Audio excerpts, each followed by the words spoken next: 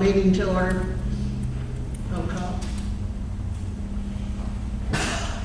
This action is taken by calling each board member's name with the board member answering present. Mr. Murray. Present. Ms. Wilson. Present. Ms. Higginbotham. Present. Mr. Kazook. Present. And Ms. Wicker. Present. Next is the adoption of the agenda.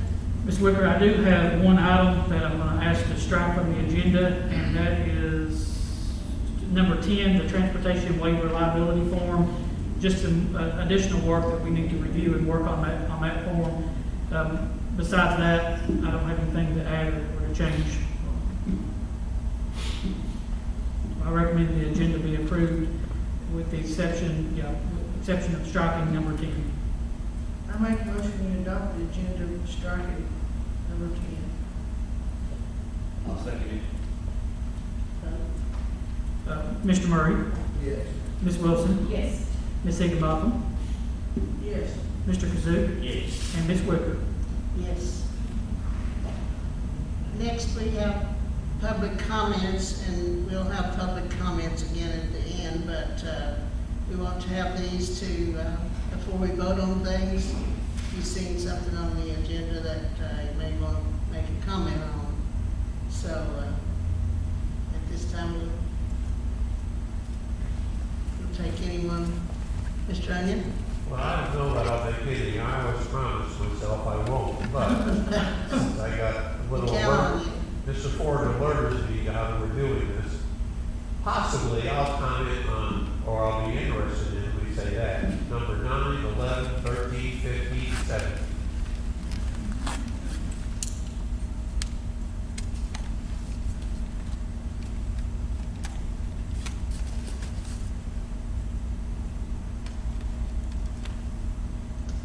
All right, you want to save your questions about them until the end, or, Well, I'll say, I don't know when they come up, I'll listen to the discussion. okay? Anyone else?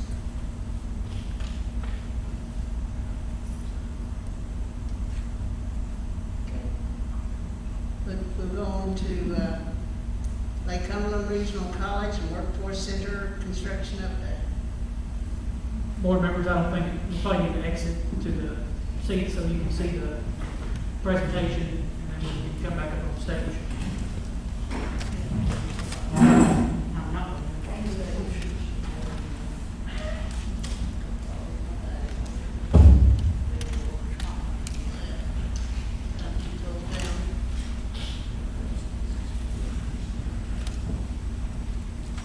Dark here.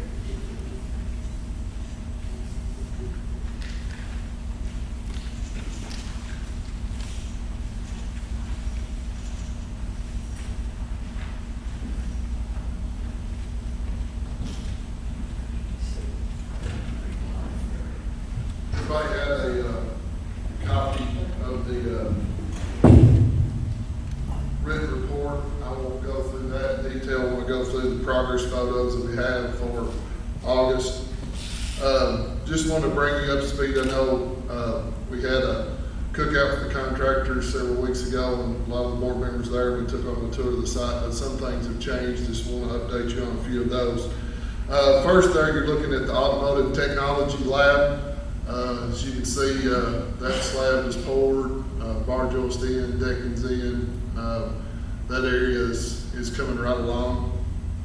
One thing I want to add about the site and the conditions on the site, a lot of times at the end of the job, we give away maybe something nice to commemorate who the on-site personnel was.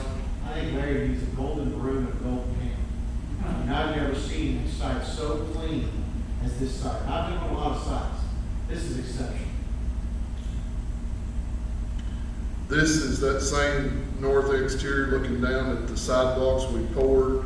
A lot of those are going in around the building. You can see we've got a couple of big pours scheduled for this next week to finish up a lot of the concrete in the rear that we'll show you here in just a minute. But that's that north exterior view of the building with sidewalks there in the front.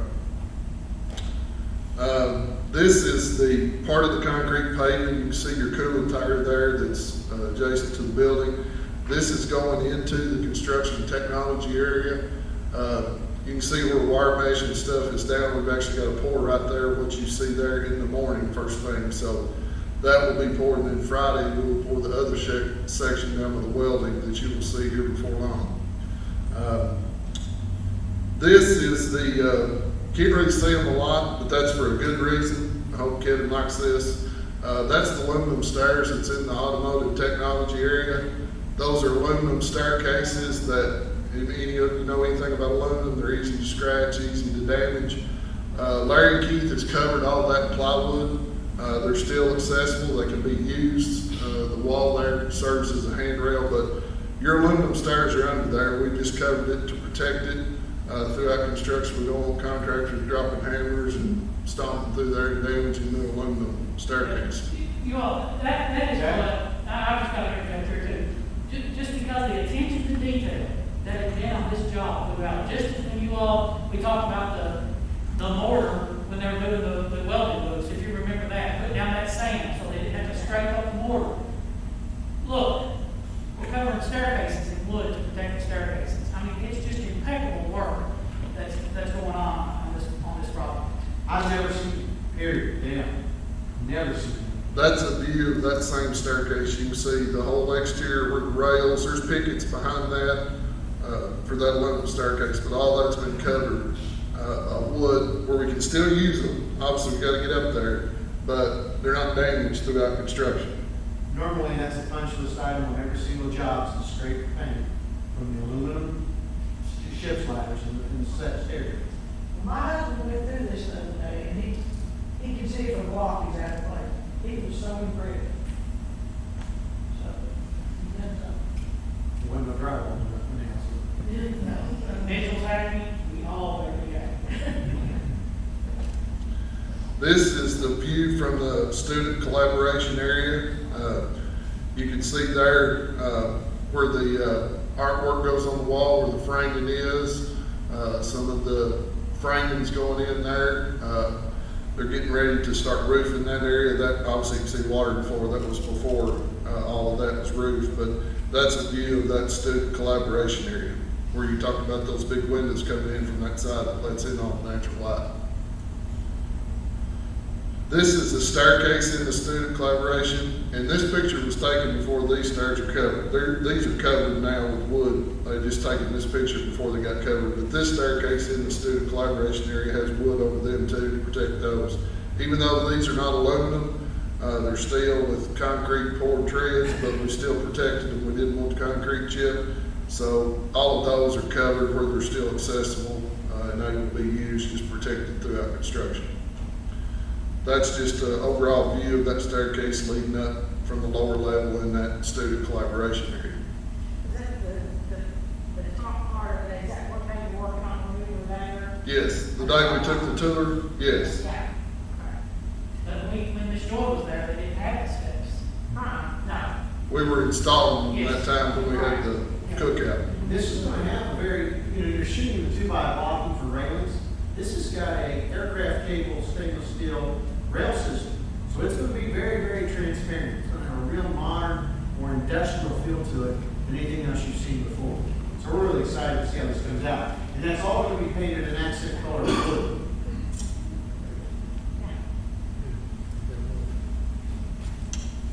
This is the upper level vestibule looking in front of the office. You can see that curtain wall system looking there. Once that gets glass in, how much natural light that's going to let in that vestibule area there on that upper level. And that's gonna be your gatekeeper for access control and security.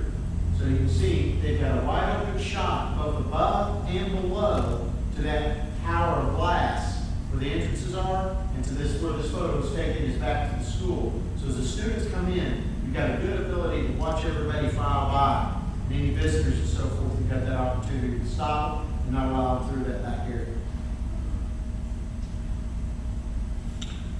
This is just overall another view of that curtain wall system.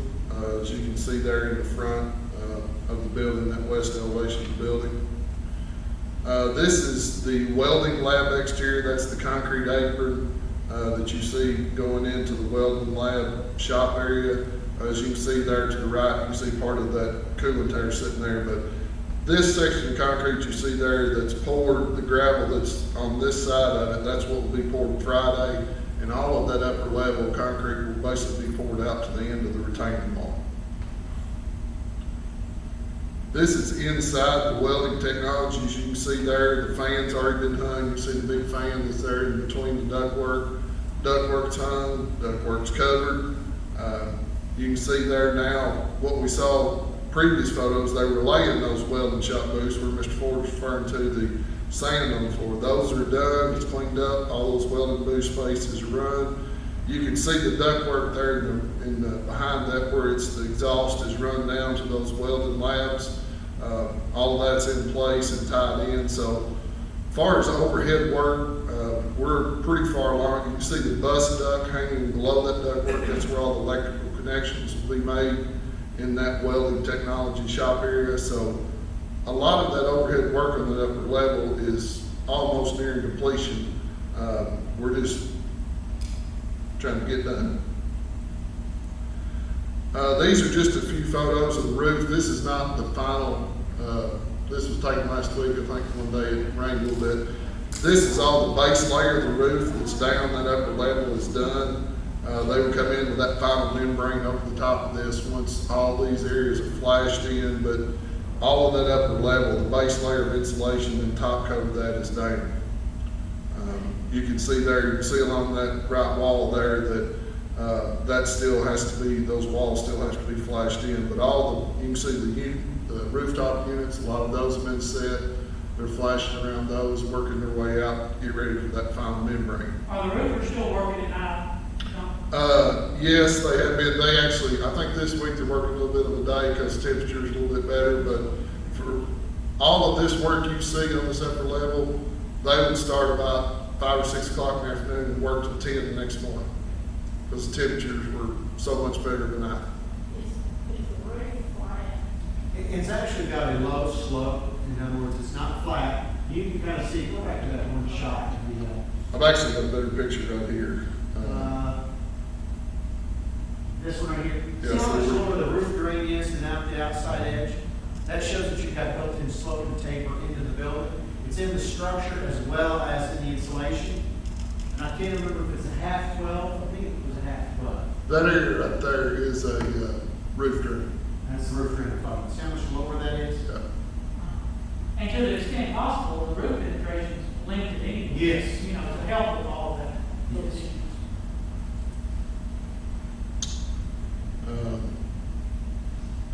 There's the flashing turned up on that block wall. You can see how they're flashing that wall in to make it watertight before they put that final layer of roof down.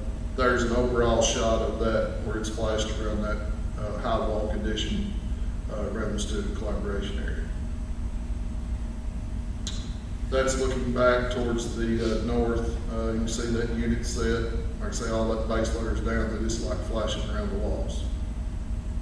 So it just kind of gives you an idea that that upper level is pretty much dried in. Once they get all the flashing and everything done on the walls, they put that final coat of membrane down and the roof will be complete. All the roof drains are in, the overflow drains are done.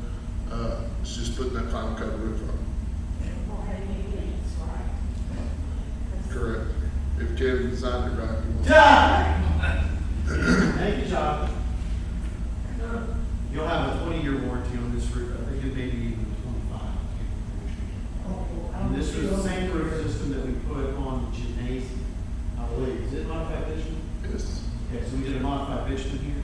So those roofs are a lot better as far as dealing with potential punctures and that sort of thing than some of the TPO membranes or EPDM rubber. We used to everybody used EPDM rubber for years, but it's like your bicycle inner tube. Once you get a hole in it, you got to patch it.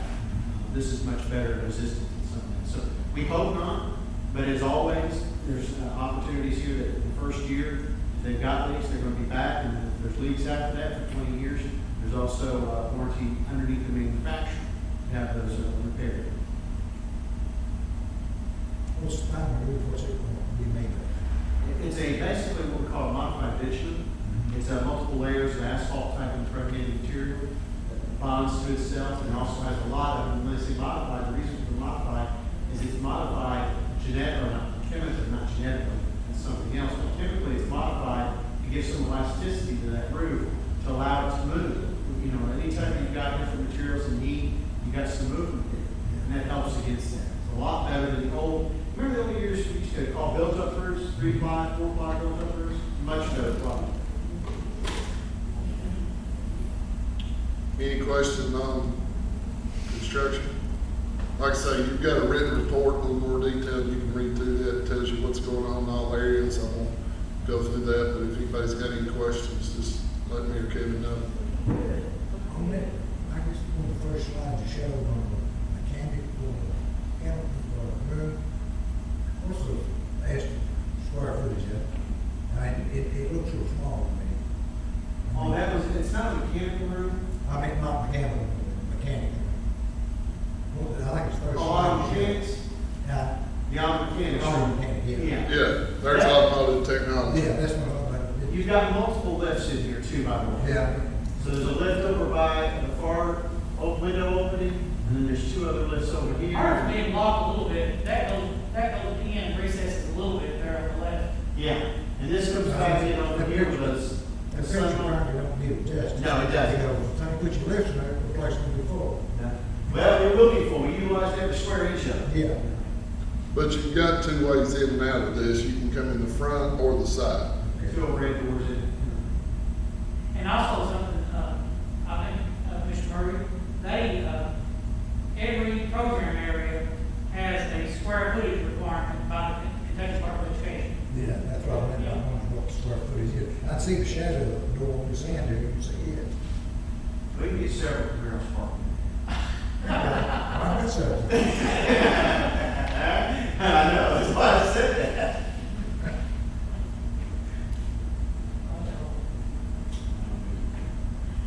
Any more questions?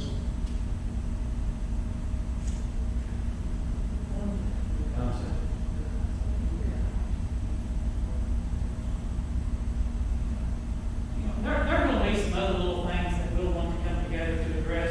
Recently, I talked to Kevin about, me personally, I'm just a little bit concerned about the grass bank on the front. You have a photo of the front.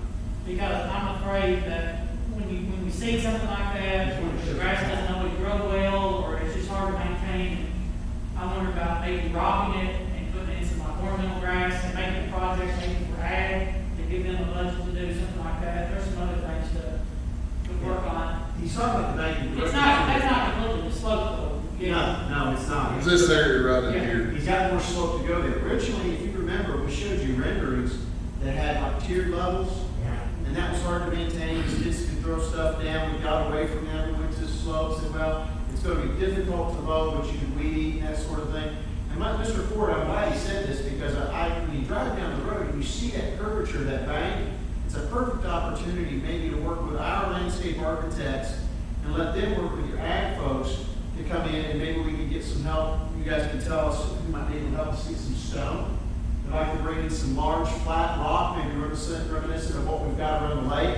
Some large flat rock, and not just lay on the hillside this way, but tabletop. Yeah. So you've got these layers of rocks built down, and in between, we fill it in with ornamental grasses that don't require a lot of maintenance. I think that's got an opportunity to do something really interesting on the front of this. Again, you gotta be careful, because you get some very invasive species. That's why we want to be part of that discussion, so we can let you know, hey, don't use that, don't take over. Well, poison ivy, poison oak's pretty common. Yeah, because, well, we could cover the cuts. Mr.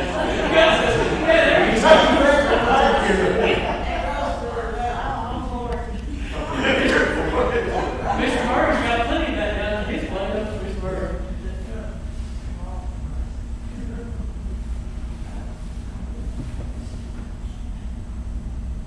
It's going to be an amazing building. I'm so excited for you all. I mean, this, So it's so nice to see it come to life, all those two. you know what's amazing? I was just sitting here, the last time I was here, and this building, giving a progress presentation, was design development on high school.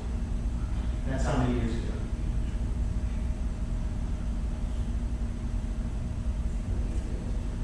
Great.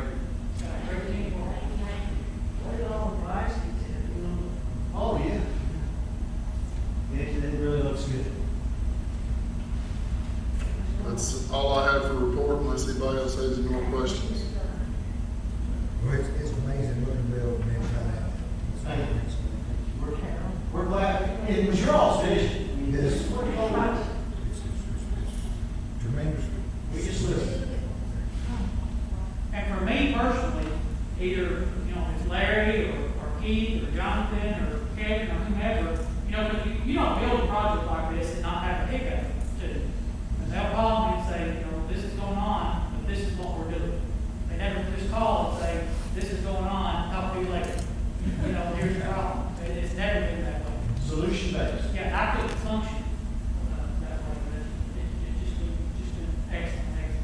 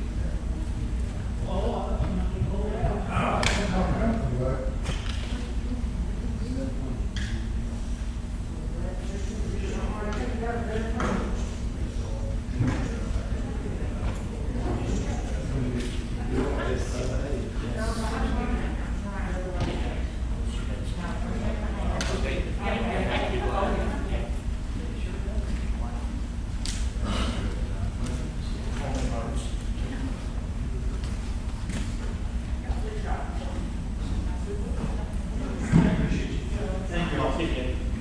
Thank you, John. Didn't see the pictures. Oh, well, the new grandbaby's not here yet. Devin said probably a week from today. Miss Sheila just said she hadn't seen pictures of the, Yeah, it's coming. He's ready to come. we got another one that's gonna probably have a week from today. I think he's gonna be more honored than the daughter. That helped him down there.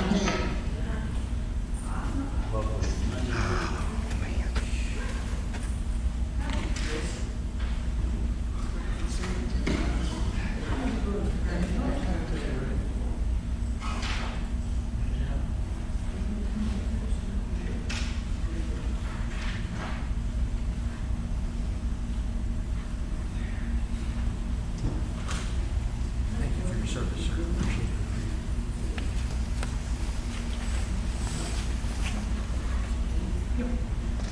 it. Okay, next we go to consent agenda items.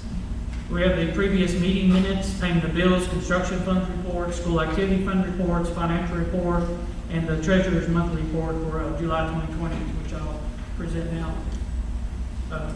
Russell County Board of Education Treasurer's monthly report, month of July 20. Sorry, hold on just a second. I was looking for comparison. Month of July 2020, balance on hand at the beginning of the month, $6,165,096.65. Total of all receipts for the month, $2,099,687.86. Total of all receipts and beginning balance, $8,264,784.51. Disbursements, $1,961,321.31. Balance at the close of the month, the cash in bank, $6,303,463.20. Fund balances, general fund, Fund 1, $4,104,341.30. Special projects, Fund 2, $81,103.74. District activity, Fund 21, $3,784.90. Capital outlay, Fund 310, $135,392. FSBK building, Fund 320, $71,258.28. Construction, Fund 360, $1,736,931.29. Again, we have to expend all of our bond sales before we start requesting any funds from the $5.7 million Work Ready Skills Initiative grant. Debt service, Fund 400, $0. Food service, Fund 51, $166,523.99. Fiduciary fund, Fund 7,000, $4,127.70. Total cash in bank of all funds, $6,303,403,000. $463.20. Okay, I think it's messed up. We need a motion? I'll make the motion that we approve the consent agenda items.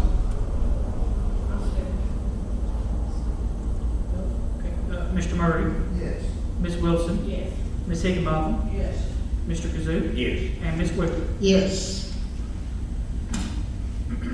Next on the agenda is approval of BG1 for Russell County Middle School renovations and additions per district facility plan. Just for those, the information for anybody that's in attendance at this meeting that was not at the special working meeting we had. Prior to this meeting, we met for almost an hour and a half with the architect and construction management and representatives from Ross Sinclair, our bonding agent, just to talk about our needs on our current approved, our state-approved district facility plan and a plan of financing funds we have available already to work. Based upon our needs, because we previously, a few years ago, we took care of a lot of needs at our high school. Then we're currently building our new area technology center. And so our next priority project, if you will, on our district facility plan is our middle school, which was built originally as our high school. And think a lot of things about window units. Our classrooms have window units there. There's accessibility issues.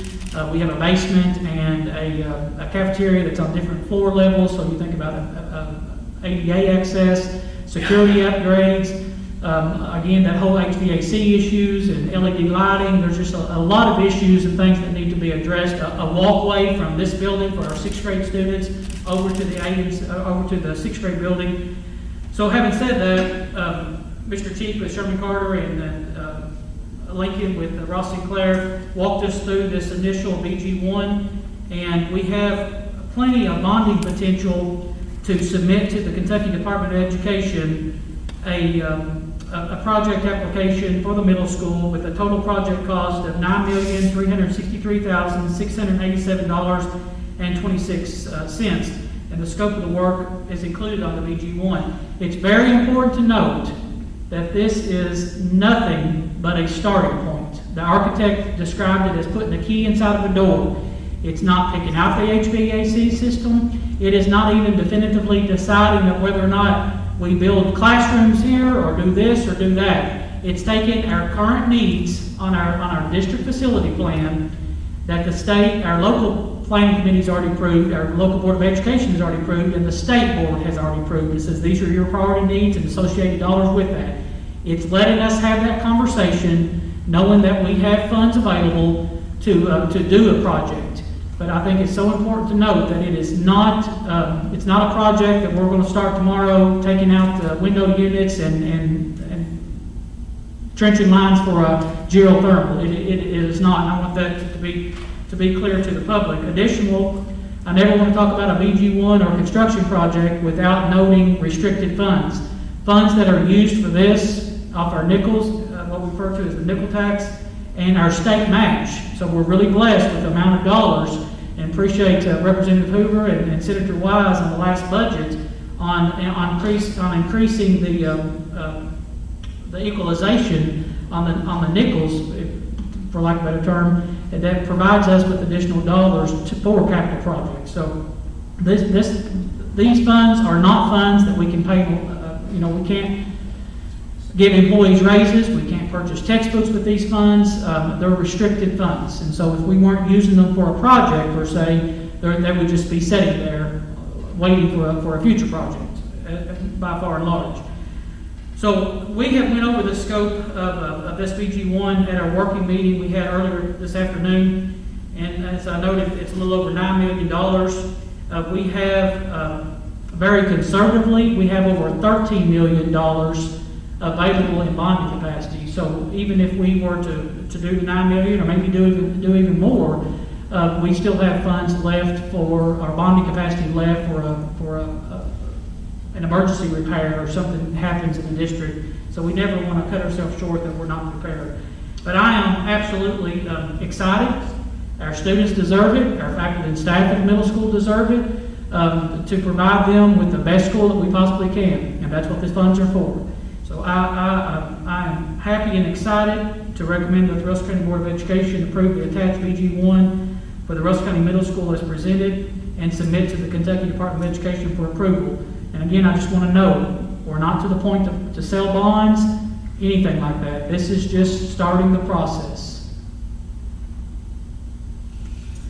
All right, we need a motion.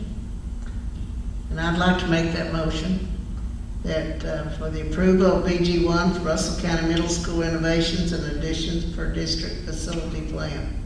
I'll second it. Mr. Murray, Yes. Ms. Wilson, Yes. Ms. Higginbotham, Yes. Mr. Kazook, Yes. and Ms. Whipper. Yes. Thank you all. I just, that's just really exciting for our community and our teachers and most importantly for our students. Because that building's going to be with us. It's right here on this campus and paving for public. I forgot to mention that, but we also are going to address paving and everybody that comes on this campus can appreciate that. And that building needs it.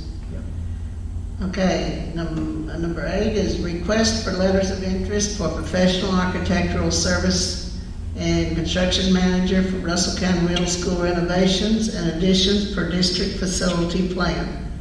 So in order to proceed further with the renovations and additions at Russell County Middle School, architectural services and construction management needs to be selected. A public notice requesting letters of interest for professional architectural services and construction management is enclosed for your review. This would be advertised in the local paper for 1 week per the Kentucky Department of Education requirements.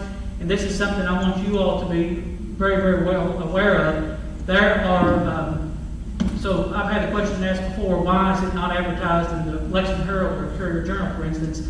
There are entities that work on the behalf of architectural firms or construction management, and on the construction side, that's what they do. They look for these things and make sure that these entities know that. So even though we're advertising locally, and that's part of the Kentucky Department of Education, trust me when I say it does not stay local with that. Is that accurate way to say that? Okay, all right. Living in the digital age. Yes. So I recommend that the Russell County Board of Education authorize Superintendent Ford to solicit letters of interest for both professional architectural services and construction management for the Russell County Middle School renovations additions for the district facility plan to be presented at a later school board meeting. And if you all will recall, I know it's been a few years, this is exactly what we have done in the past. For instance, when we started on the ATC, these things, we solicited these letters, and then they come to me, and then I bring them to you all at a subsequent board meeting. We tried to time it on the September 14th to make it for the September board meeting to work. Because ideally, we want the architectural firm and construction management to start working together. Obviously, that's crucial. I'll make a motion to that effect. I'll second Mr. Murray, Yes. Ms. Wilson, Yes. Ms. Higginbotham, it. Yes. Mr. Kazook. Yes. And Ms. Whipper. Yes. Okay, 2020-2021 tax rates proposed to leave rates unchanged. Do you want to read that again, Ms. Whipper? No, I'm just, that's you want to leave them right? I'm just joking. And You want me to emphasize that? we are proposing that to leave the rates unchanged. KRS 160.470 requires local boards of education to set tax rates within the 45 days of receipt of certified property assessments. We received a tax report on August the 4th, 2020. Our current tax rate is 52.2 for real estate, 52.2 for personal property tangible. I am proposing that we leave the tax rate unchanged with the tax rates of 52.2 for real estate, 52.2 for personal property. The proposed rate, so this is where it kind of gets tricky, because we have to go of this timing to make it work with our local newspaper to fall within the window. So the proposed rate must be advertised for 2 consecutive weeks. Hearing is then to be held 7 to 10 days after the second advertisement and is then usually adopted immediately following the hearing and prior to the 45-day window. So there, again, a current tax rate for motor vehicle, our current motor vehicle tax is 52.2, and the current utility tax is 3%. And the state has estimated, projected that leaving their rates the same is expected that an additional $118,291.44 will be generated. So at this time, similar to what we've done in years past, I'm recommending that there be a hearing scheduled for September the 3rd at 4:30 Central Daylight Time, and a special call board meeting immediately following at 5 o'clock Central Daylight Time here at the Russell County Auditorium Complex, room 114, for the proposed tax rate of 52.2 for the 2020-21 real estate, personal property, tangible tax rates, and that the other tax rates also remain the same. Motor vehicle, 52.2, and utility, 3%, also remain the same. I know that's wordy, but at the end of the day, we'll talk about it on September 3rd and leave the tax rates alone. Put it in simple terms. But because of the window, but the clock starts ticking, if you will, by the time we get the tax rate, we have that 45-day window. We cannot make that work with advertisement and do that at the regular September 1. Any discussion?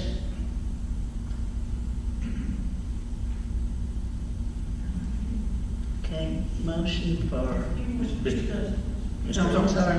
If I heard you correct, you're saying to me what the key is, it supports you get the funding you need for the school to operate. Yes.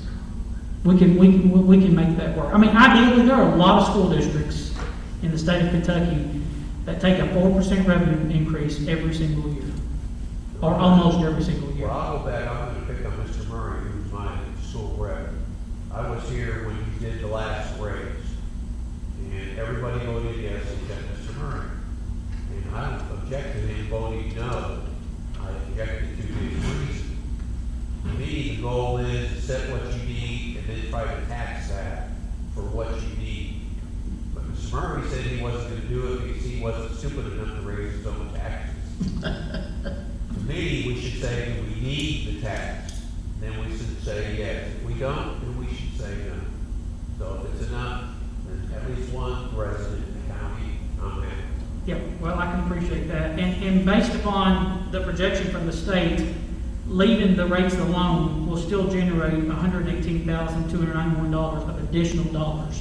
And so that's important when you think about utility costs and all the other associated costs that we're actually incurring this school year, even teaching remotely and some other things that they have to cost. So, yes, to answer your question, Ms. Carnes and I, we're both comfortable on making everything work and leaving that tax rate the same. And this is local money, and we don't know what the state's gonna be able to do, so, that's where the question lies. So, this is, and it's my taxes also, so, I'm happy. So we have a motion? I make a motion that we approve the 2021 tax rate to be unchanged. I'll second it. And Vote? include that motion to schedule the hearing as Yes. noticed. Okay. I knew Mr. Murray would either make it or second one. My hand, maybe we can do it. Mr. Murray, Yes. Ms. Wilson, Yes. Ms. Higginbotham, Yes. Mr. Kazook. Yes. And Ms. Whipper. Yes. Okay, we're skipping number Yeah, we 10. strike number 10. Okay. Resolution, Russell County Board of Education authorizing COVID-19 related emergency leave. So the attached resolution has been prepared by the Kentucky School Boards Association, KSBA, has recommended that local boards of education adopt a resolution in response to the novel coronavirus, or what we're referring to as COVID-19 related emergency leave. The resolution outlines emergency leave during this time of local, state, and national emergency.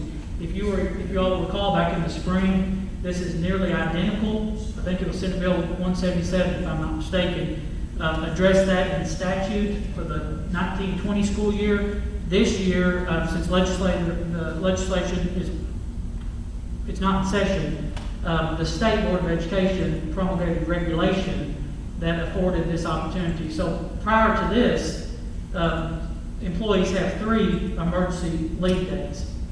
With this, gives me authorization to help individuals, employees that have been impacted by COVID above their 3 emergency days that they already have. Specifically, I know you all read the resolution, but on and after the effective date of the above referred emergency regulation, full and part-time employees may use up to 10 work days of emergency leave as paid leave without the loss of salary upon approval of the superintendent or designee for the following reasons.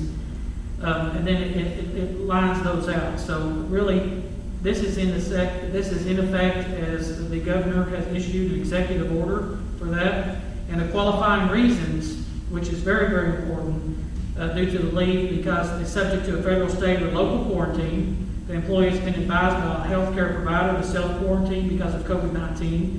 The employee is experiencing symptoms of COVID-19 and is seeking a medical diagnosis, or the employee is caring for an individual subject to or advising to quarantine as described above. The employee is caring for a son or daughter. The employee is subject to an order whose school is closed. I'm sorry, I'll finish that part. Or they're subject to a recommendation to quarantine based on a travel advisory issued by a state or federal health agency, or such other COVID-19 related reasons of emergency or extraordinary nature as approved by the superintendent. Now, I want to make this very, very clear. Many of our employees have the opportunity to work from home. Many of them do. I had an employee come back to work today that had been working from home because that particular employee had been in quarantine. And with today's technology, with phones and our internet capability, we can do a whole lot of that stuff. So this would come into play when those other measures would not work, but we can still help an individual if necessary, and it came to that. Also, if I'm going to be short X amount of days, basically I have from July 1 of fiscal year to June 30th of the next year to make sure I get all my contract days in. So there's a lot of options for us, for our employees and to take care of our employees. But this is another tool in our toolbox, and I would appreciate this option to have if an employee, really run out of options, and we can still help that individual with that. So again, this is very, very similar to the resolution that you all approved in the past. It's just that this time the state board passed a regulation authorizing it this time instead of the legislature. It's something that's really needed because, people that have children may be quarantined or, And I will address the one, Section E, the employee is caring for a son or daughter whose school or place of care is closed or child care provider is unavailable due to COVID-19 precautions. I have told, I think I've shared that with all of you all, I am not requiring teachers or instructional assistants to be physically present in the schools. Many of them want to my sisters that teach here, they said they're going to get up every morning and come into school, and that's fine, but there may be others that have either young children and things like that. So that's probably not going to apply to any of our employees because they can, as long as they've got good internet at home and their internet's working, they can still teach using Google Classroom and our instructional assistants as well. So that's going to be good. All right, we need a motion. Motion that we approve the attached resolution as approved as presented. I'll second it.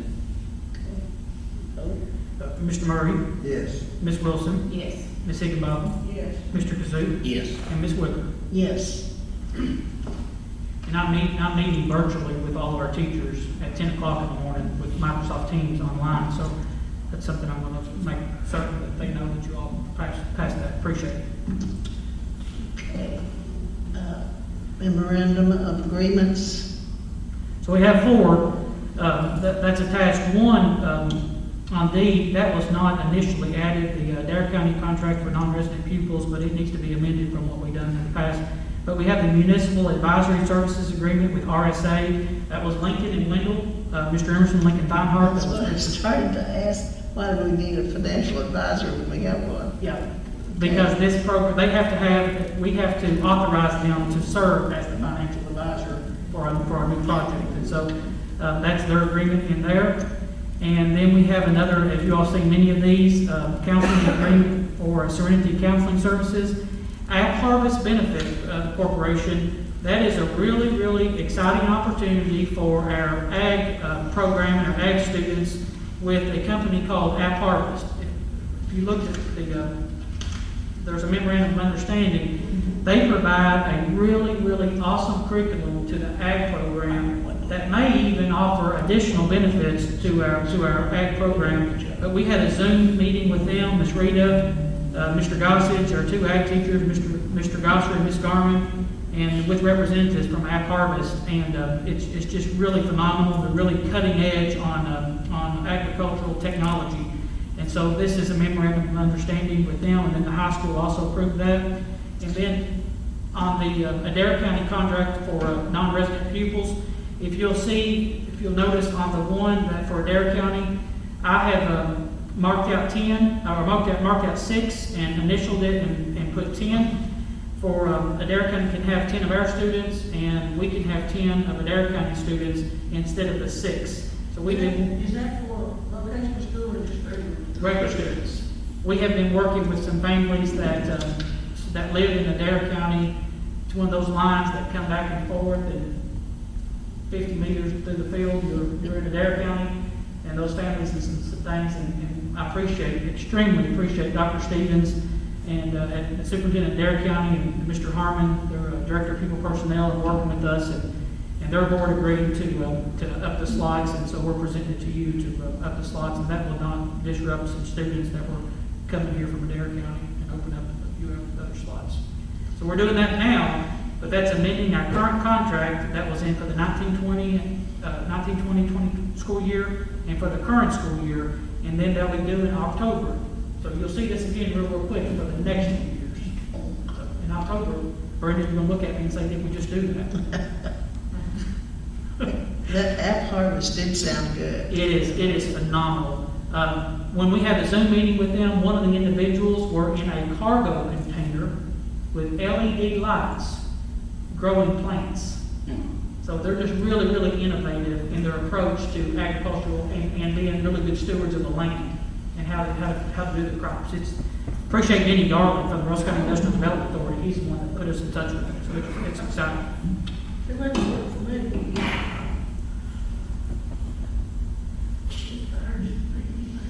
Okay, we need a motion.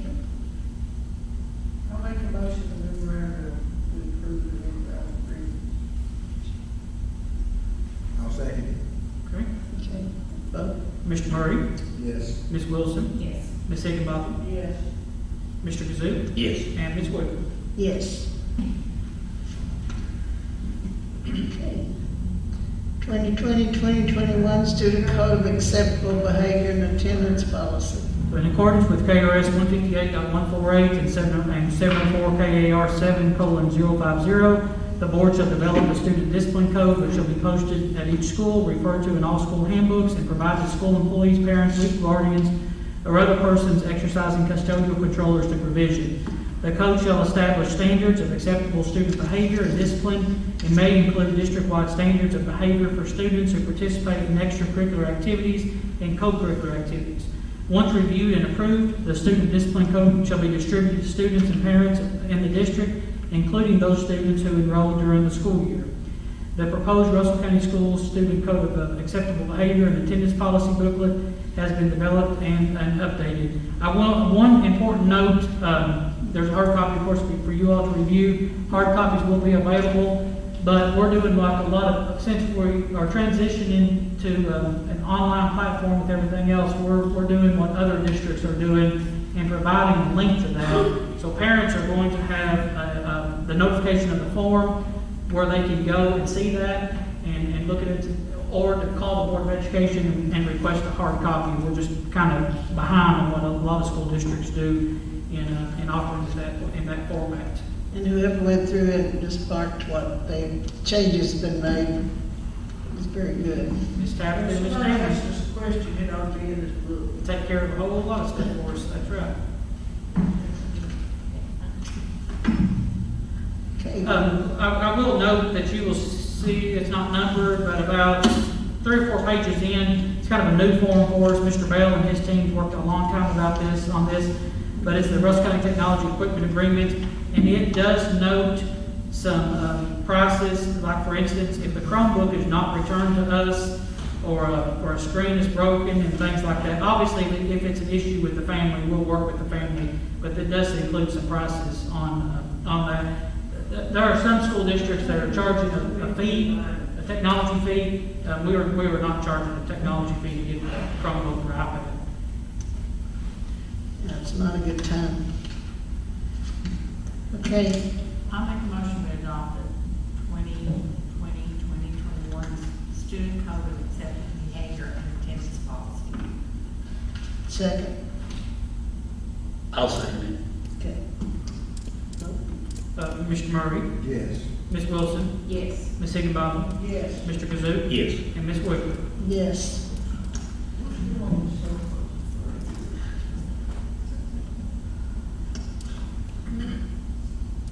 Leaving this one next up. Declare surplus accepted sealed bids. We have not advertised for those vehicles in the newspaper yet. We're adding some more to that. Several years ago, when we replaced the badly needed, outdated radios that you'll see highlighted in these pictures for the buses, and we still have those sitting around, and now we have zero use for them whatsoever. We can't take them and just throw them away because they're school property. So by policy and state reg, the superintendent should advise the board when certain properties are no longer needed for school purposes.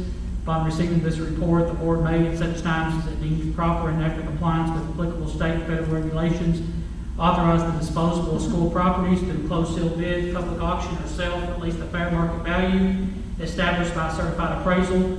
The board reserves the right to reject any and all bids, and the complete policy is attached. So with your all's authorization, we will advertise the radios that are pictured here with the vehicles and the trailer that you all previously authorized, and do that on one bid, so we didn't have to pay for multiple advertisements.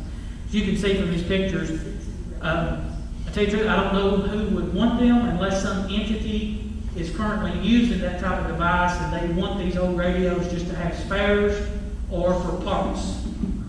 Because Kids that like to tear things apart and put them back. right now, they would be worth more to us just out of our way. That is absolutely true. So our new radios that we got several years ago, well, they're what, 2 or 3 years old now on the bus, or, you know, we can talk to them and do that. You and Mitchell? We've been here, but it. So I recommend that the Russell County Board of Education declare the attached list as surplus property and authorize Superintendent Ford, his designee, to advertise for sealed bids with the option to reject any and all bids.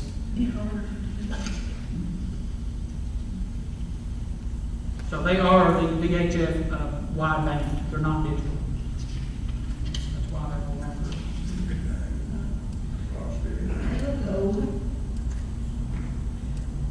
I'll make a motion to that effect. I'll second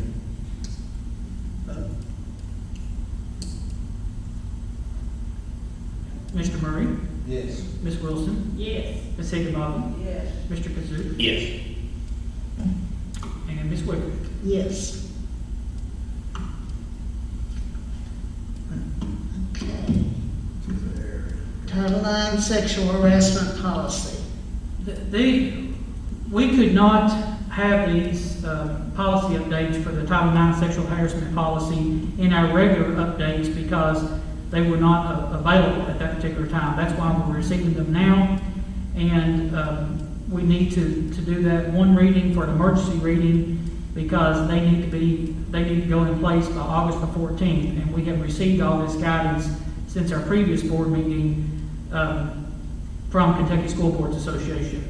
However, as the Kentucky School Board Association noted to us, the regulations from the feds are there's pending litigation against them of trying to stop parts of it and how they've been changed and things like that.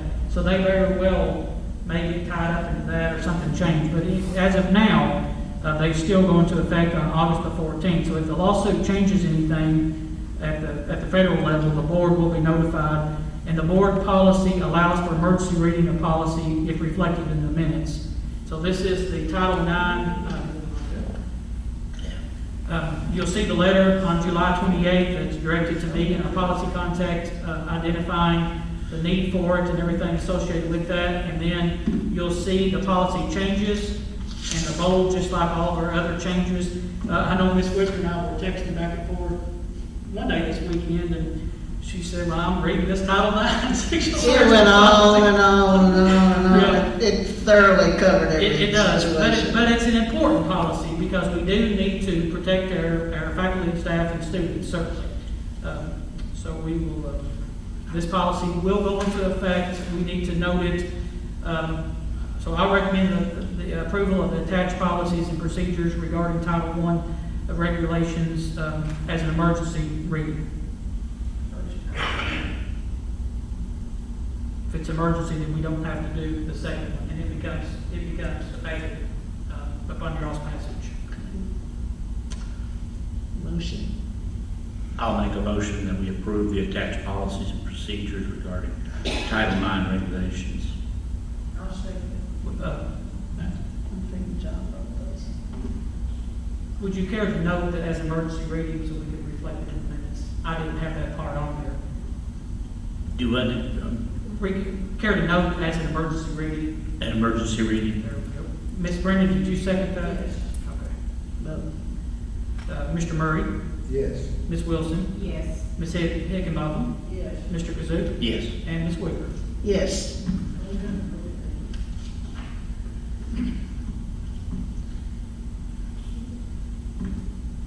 Computer jumps. Review of procedures.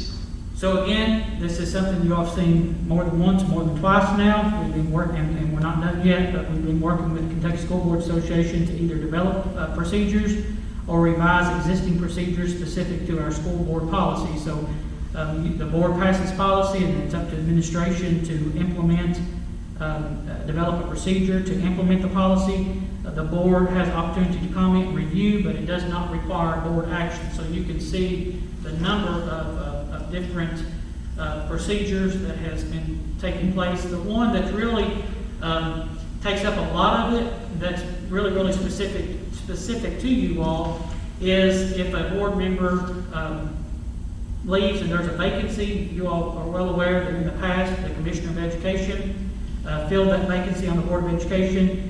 Now, after legislation was passed, it's up to local boards of education. They will solicit applications, and you all will fill a vacancy if someone were to leave us on a board. So almost every bit of this is related to the forms of advertisement for that and just the process of going through that. There's also one on just a checklist of documents that we need for employees to fill out. Driving record violations and personal actions for our CDL drivers. And on the drug and alcohol testing notification and general consent form, what we call the clearinghouse.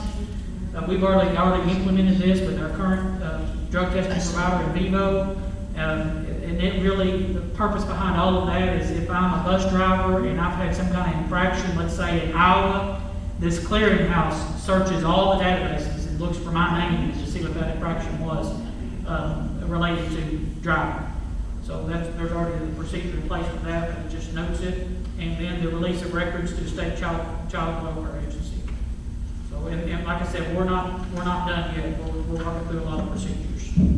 So we do not have to make a motion. No, there's no motion or anything required for that. Can we go on to the next one? That's fine. Okay, the data security. Mr. Bell? Okay, I can talk back here if that's okay. Ms. Whitaker shook her head, that's all right. Okay, all right, I can come up there. Of course, what you have in front of you, excuse me, on the data security, you basically see it every year, and it's a thing from KDE that we must put before the board just as a informational type item. But in a nutshell, of course, I don't know if you've read it all or not, but in a nutshell, basically what it is is if we have a breach of security as far as data, meaning, student information's got out, or employee information, that type of thing, we've been hacked or whatever, there's certain steps that we must go through as far as notifying the state. Then we start on the security type or side of stuff to make sure we get it stopped. We try to find out where it comes from, and that it doesn't happen again, basically. So that's really what it is. And again, it's a year-to-year thing that we must put before you guys. There's nothing that's changed in that guidance? No. Oh, okay. No. We don't have to assure that one of the, what are they called? Where you go and get your credit score and all, that they have access to that. We Oh, don't the have to credit do all monitoring. that, right? The credit monitoring. I Yeah. guess it would depend upon the situation. Yeah, it would depend on the situation. And actually, through some of these steps, there are situational items that is okay, I guess you could say. And of course, each individual thing is different, of course, on how we handle it. A lot of it has so much built-in security. For instance, our Munis, our state's accounting software, you can't just go, Ms. Carnes or any folks in finance can't just be at home, open up a browser and go, although it's web-based, you have to have a virtual private network set up to gain access and to get all that. Yeah, good thing about a lot of our information now is, is in the cloud that other companies are by contract by the state to take care of, such as Infinite Campus, our email. Even though things can happen if a teacher or student were to give out their password, we understand things like that can happen. But as far as breaking in, so to speak, or hacking into one of our servers, we really don't have any on-site servers now, so to speak, or because everything is cloud-based. We were fortunate enough, I guess. We were one of the early ones on one of my husband's businesses, and that's before they put in all this. So this is good. It's much better now. Yeah, one thing I might add is it probably will change. I'm assuming this next year because of all of the at-home school or virtual school, whichever you prefer to use. I'm sure there will be some changes come next year, but it's been the same for a few years now. Sounds good. We need to vote. No, there's no action part on that. Mr. Bell is just yearly required to present that information to us. And he and his team have had and continue and will continue to have a big task in front of them with everything we've got going on. Yeah. Thank you, Chris. Personnel reports. Lisa Easton at Salem Elementary School transferred 8-hour janitorial position. Shannon Williams resigned at Russell County Alternative School. Got a job in another district. And Mr. Tim Popwell, due to time constraints, he's resigned at Russell County Middle School assistant football coach. And just for the board's update, both of our either retired or resigned, but the alternative school currently does not have a teacher assigned. But I'm not going to fill it right now until we get back to school or get closer to getting back to school, because we're just saving money. I don't need an alternative school while we're on the virtual part. So before we get back to school after fall break, we'll look at getting that filled in.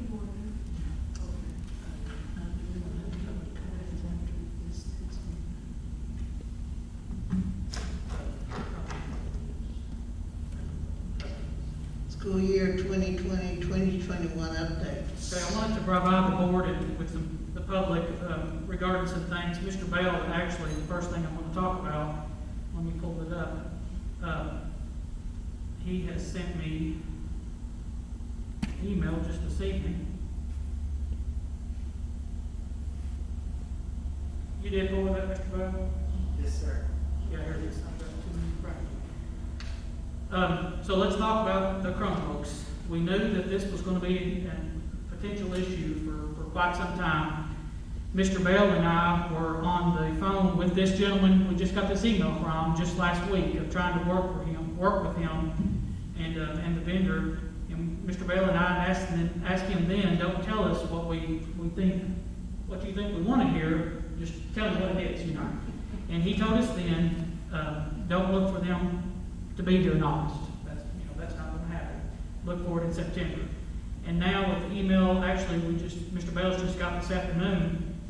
I'll just read it. It's really very short. Chris, due to the pandemic, keep in mind now, folks, we ordered these the 1st of June. Chromebook orders are heavily back-ordered across the entire industry. This includes your large order placed in early June for HP Chromebooks. Reasons for the delay include the shutdown of factories in the early stages of the pandemic, and then the enormous purchases caused by the CARES funding that went to district. Your order is now estimated for a mid to late September delivery. I'm sorry to have to tell you this. So we always knew this was going to be a possibility. So let me try to work through that. Last week we had an administrative meeting with principals and administration. Do you have anything to add to that, Mr. Bell? Sorry, no, basically, it's pretty straightforward there. Just what it is. It started early August, now mid-late September, so. So they're not in, and again, we're not gonna have them till sometime in September. So right now, what we are doing, and our teachers love them, they've been calling families all day long. I even got my call about COVID leave. So we're asking families to utilize devices that they already have at home and allow their children to share a device. So Google Classroom can work on a lot of devices. It can work on an iPhone, it can work on a laptop, it can work on a desktop, it can work on a Kindle Fire and other tablets. So there's a lot of devices that Google Classroom will work on and work fine. And it could be that, a lot of families, they will not have a device for every child. We're cognizant of that. But the good thing about Google Classroom, as we talked before, the lessons are recorded. So we're asking families if they have a device at all to share that device within the children, with the children in their household. If the family does not have a device, we should have enough devices already in the district. We have several hundred already here that's being utilized that we will work with the families to get them to. If we were, worst case scenario, to run through them and we still have families that do not have a device, we will start passing out desktop computers that we've got and get them to the families with the expectation that we get them back. But I don't think that we'll have to do that. So the teachers have been calling our students today, asking them about their device and again about internet. So the big question is well, Michael, Mr. Ford, you don't have the Chromebooks, and why are you still wanting to go ahead and start school? For a plethora of reasons. There's so many complexities that we cannot address and we will not know about to help our families until we actually get school started.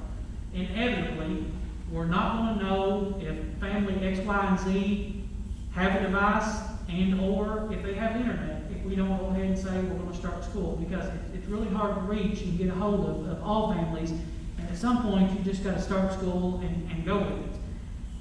Also, the sooner that we start school, we can start feeding students. And so Mr. Emerson and his staff have a wonderful menu outlined of hot food that can be picked up daily. And the question was asked by faculty and staff, can they still purchase as well? And the answer to that, of course, is yes. And we're going to probably, as Mr. Emerson noted, I think the last meeting, we're going to start off day one with the Crispy Crispitos.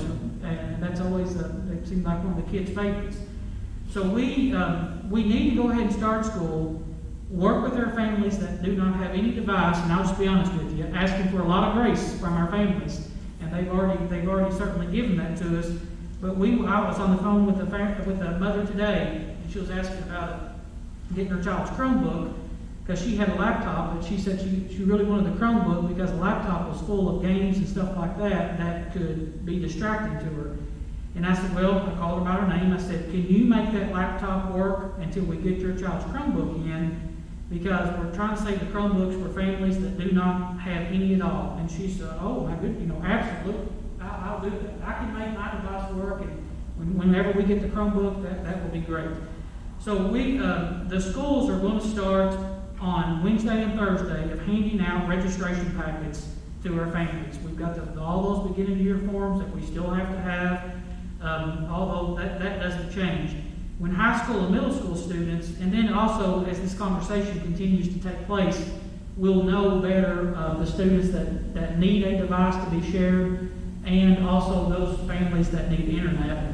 Our wonderful public library has been a lot of communication with me, the director, Ms. Westerfield, and her staff, and you all know them. They're just awesome. And she wanted to let me know that facility is open. They have computers available, and they'll take the measures necessary to help our students out as well. So will it be messy? It's going to be messy. I'm not going to lie. It will be messy of trying to make certain that all of our families have at least one device. There's no other way to say that. It can be messy. But it's probably going to be a little bit messy no matter when we start. And so we need to start and work through those issues and help kids and our families get into a routine. Our teachers are ready to start. And we certainly continue to plan to transition to in-person classes after fall break. Also, just again to reiterate to everybody, school supplies have been ordered. If you could have seen the hallways, right, Miss Carol? Today, Tanya Rexrow, her daughter was there volunteering, and people from the transportation department, and principals, assistant principals, and everybody hauling out school supplies. So we do not need the parents to purchase anything. If there is something really unique, like some math classes, they really prefer that a child has this particular graphing calculator and all those things like that. If there's something really unique, then teachers will comment or talk with the parents and the students about that, and we'll certainly continue to assist families as applicable. Also, if parents maybe they can't make it up here to town or at their child's school on Wednesday or Thursday, we plan to have locations out there. Mr. Murray kind of lives closer, but we're going to set up somebody down there, maybe at the stores at the crossroad, Mr. Murray, and advertise that for Friday at a given time to where they can pick up a registration form, or if they took it home to fill it out, they can turn it back in, so they don't have to drive back into town, so we can start processing and getting all that.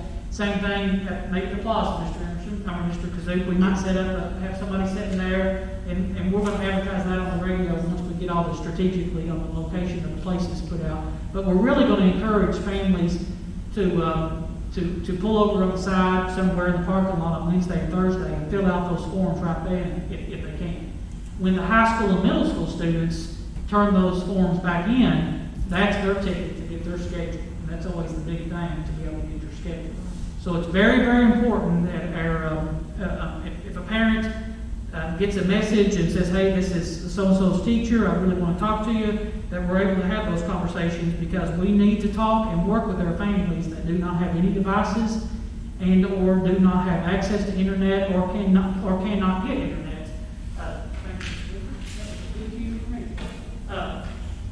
Duo Broadband has their flyer. We've sent that out with our package today as well. They've also opened up both of their parking lots as Wi-Fi hotspots. And again, they're giving free installation. A 6-month contract is required, but they're also taking $20 off the bill for the first 3 months. And I know several parents are going to be taking advantage to that. Again, as I've told you before, and I know you all agree with me, for the families that do not have internet and do not have the capability to get to the library or some of these places that have public Wi-Fi hotspots, I feel like it's our responsibility to help those families, and we're ready to do that, working with these Duo Broadband and or Bluegrass Cellular. So maybe messy was not the most prettiest word to use when talking about at the first on finding out the Chromebooks and who needs Chromebooks and who doesn't. But I'm not naive to sit up here and tell you that it's going to all be easy, because it will not, because it will be a lot of logistics and working with families. But if Sheila, Miss Wicker, and I are brother and sister, and we're having to share a device, it could be that you know, that first day of school, which a lot of this is not going to be content driven to begin with. It's going to be orientation to Google Classroom, get to meet your teacher, just like the first day of school is every time. And we can share it. And so it could be on that very first day, she gets to meet, you know, her first period teacher, and then kicks over to me, all those types of things. So we will have a lot of grace and mercy on our families, and even when it comes to student assignments and things like that, because I know that they have certainly already extended that same grace and mercy to me as superintendent, and really to our school district as a whole. Also, some of Mr. Bell's team has went to Duval County, appreciate them doing this, and set up what we refer to as a 1.5 megabyte line. And for all practical purposes, it worked well, didn't it, Mr. Bell? And so the idea behind that is a family could get that lower package, that lower speed, and Google Classroom still work okay, because it's not a memory-intensive program. If you can get to the web page, you can basically do Google Classroom. So it's not going to hog up a lot of bandwidth. We're also going to, because we know, and I've heard this concern for parents, and I want to address it, maybe their child has been working during the day on assignment, and maybe in the evening they misplaced their password, or they can't get on their password. We're going to work with some teachers that are willing to, at least until we get oriented very well, to work, quote, like a help desk. And so you can call, you know, I'll make up a number, 566-1795, whatever that number is. I'm just making up a number, and Mr. Murray could say, well, my boy, I can't get in, he's lost his Google Classroom password. And that person on the other end can say, no problem, let me reset it for you. Because I think our families are going to need that, even in the evening hours, at least until we get acclimated and everybody gets rolling really well on this platform. Trust me when I say, once we're up and running on Google Classroom and everybody's oriented, it runs itself, folks. It's just going to be a little bit of apprehension at the very beginning. Also, our videos should be released. I think Mr. Roberts will have them ready on Wednesday, right, Mr. Bell? Yes.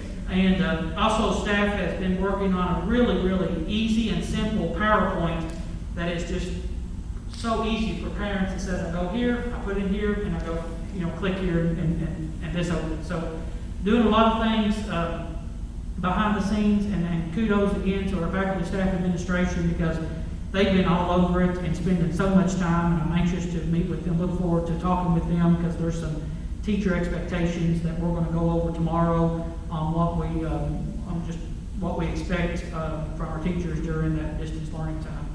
So again, in just pure transparency, just wanted you all to know that we will not have Chromebooks on the very first start of school, but we will absolutely work with our families that do not have a device. And we'll First graders know more than we do right now. on working a device. And Mr. Bell, the iPad is about that same time, isn't it? Actually, the iPad, the last notification I got was actually the first week in September. Okay, so our iPads for kindergarten and preschool and first grade will probably get here before the Chromebooks. Of course, that's, with everything technology now, subject to change, but Yeah. that's the last notification I got. The gentleman explained it to Mr. Bell and I last week when we were on the phone, and he said, you know, think about we're building a Camry and we don't have an alternator. So, you know, it's just sitting there, and you cannot put the vehicle completely together because it's a production issue. Everybody's facing it. Yeah. Now, if it was Mr. Kazook or Mr. Murray, they can make it work if they're building a Camry, because they can do that, but these are Chromebooks. Yes. Before you mentioned something about setting up for places for restoration for the phones, for things. Yes. If they need something up on the lower end, on my shop, they're welcome to use that. Okay, yep. At least got water access and bathrooms. Yeah, well, they can, even if we station somebody, they can pick them up and make a delivery back to their point. I could go to church. Is there several people down there at the church area? Well, I'm sure there's Yeah. several, down in Well, we'll have several set up, and the bus drivers are, a lot of bus drivers are gonna do that too. They're gonna set up and be the go-to person to take the registration packets and get them for Christmas. I mean, ideally, you know, a lot of our parents and guardians will come by the school because we need to have communication, but we want to be accommodating with those who can't. It's sitting in the garage. Russell County, they're saying, I'll get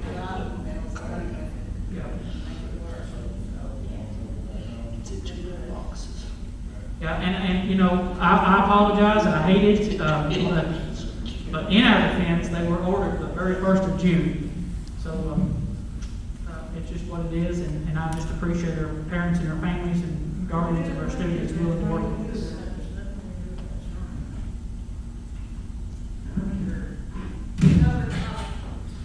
Well, obviously, you should have ordered them in March, but Obviously, have you thought about putting these forms online so they can be filled out online? there's an online portal through Infinite Campus, but we're not utilizing it this year. Some districts have opened it up, but it doesn't include everything. So on top of Google Classroom, when we were thinking about it, on top of Google Classroom and that platform and everything else, we were just not going to add the electronic edition because there's other forms that we still have to have that are not encompassed in that, such as a health enrollment form, if a child's allergic to, amoxicillin, for example, all those types of things. But that is an option moving forward to where we can have it all online.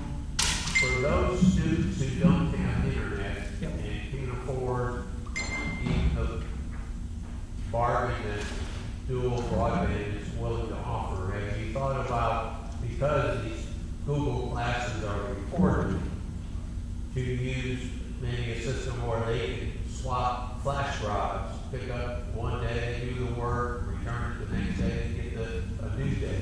So part of that would work on the recorded lesson, but the actual, some of the assignments would not work on a offline device.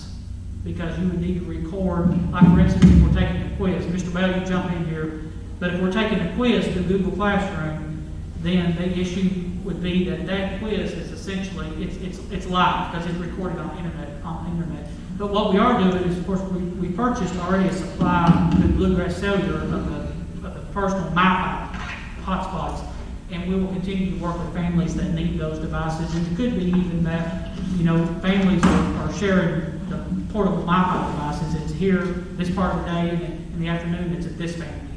So part of my thought about that, even if you have the ability to go to a hotspot, Right. sitting there for 6 hours, for me, would not be.